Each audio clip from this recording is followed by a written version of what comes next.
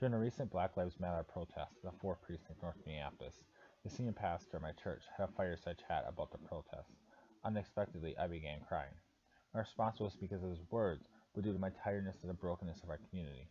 My mother had grown up in the North Side, and I had recently lived there.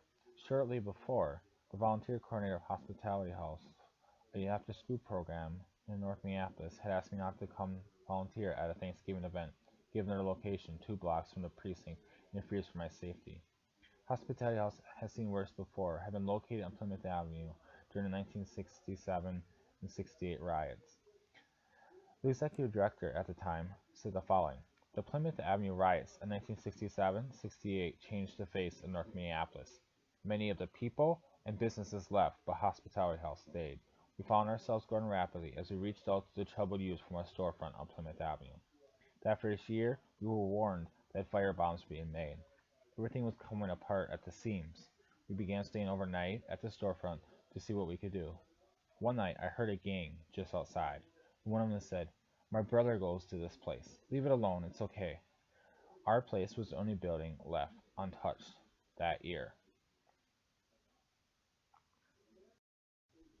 From the July 21st, 1967 Minneapolis Tribune. Fights continue on North Side.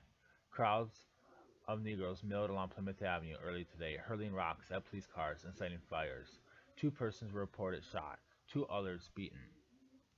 The police reported several fires along Plymouth Avenue, one of them at the People's Banking Corp, 1809 Plymouth Avenue, where arson investigators said 3 Molotov cocktails or gasoline firebombs were thrown.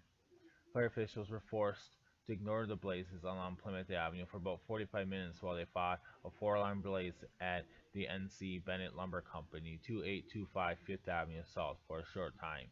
Firemen declined to send rigs into the north side area. A fire official at Plymouth Avenue said the fire at Fifth Avenue may have been a distraction. Another fire was a 2-alarmer at High Hat Cafe at Plymouth and Newton Avenues North, formerly owned by Joe Buck Halton, an official of the Way Community Center. When a second building at the corner was struck by a firebomb at 1:05 a.m., a unit of 50 police formed a skirmish line, moving as one man down the street. At the same time, orders were given by an inspector at Penn and Plymouth Avenues to shoot looters on sight. Minneapolis Tribune, Saturday, July 22, 1967. 600 guards mobilized to keep order in the city. More than 250 National Guard troops were moved into racially troubled areas in North and South Minneapolis Friday night to help police keep order after 2 nights of disturbances.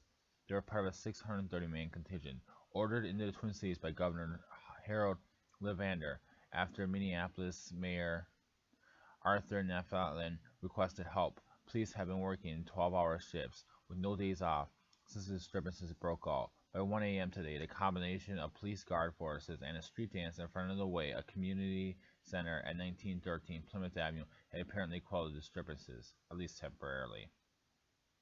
The National Guard force of 15 officers and 142 enlisted men was deployed at 9:15 p.m. last night under the command of Police Chief Calvin Hawkinson from Fremont Avenue on the east to Russell Avenue on the west.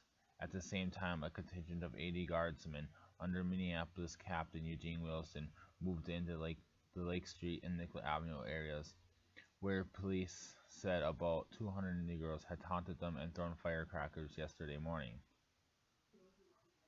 2 white students helped cool Northside unrest with dance.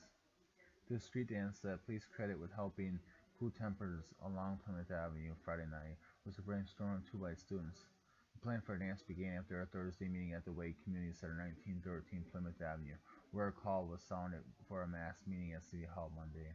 Pat Carroll, 18, 2644 Blaisdell Avenue, a University of Minnesota freshman who has been doing volunteer work at the Way, said she and her roommate, Linda Barber, 19, an art student, were upset after the meeting. "I just felt that it was several days before Monday arrived, and it was also very hot outside, and people would be out in the street," she said. The idea of a dance was developed by the Way officials, donated refreshments and entertainment for South and City Gravity. Friday night